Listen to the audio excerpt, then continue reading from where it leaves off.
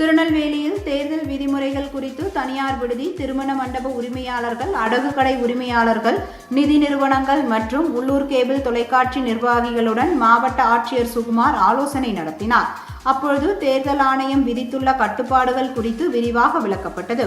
குறிப்பாக திருமண மண்டபங்கள் மற்றும் விடுதிகளில் அரசியல் கட்சிகள் சார்பில் கூட்டங்கள் நடத்தினாலோ அல்லது தங்குவதற்கு அறைகள் முன்பதிவு செய்யப்பட்டாலோ அது குறித்த தகவல்களை உடனடியாக தேர்தல் பிரிவுக்கு தெரிவிக்க வேண்டும் என அறிவுறுத்தப்பட்டது.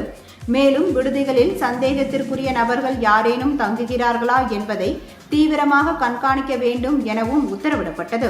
அதேபோல் அடகு கடைகள் மற்றும் நிதி நிறுவனங்களில் தேர்தல் நேரத்தில் அதிகப்படியான பணிபரிவர்த்தனை நடைபெறுவதை தவிர்க்கவும், உரிய ஆவணங்கள் இன்றி பணப்பரிமாற்றம் செய்வதை தவிர்க்கவும் அறிவுறுத்தப்பட்டது.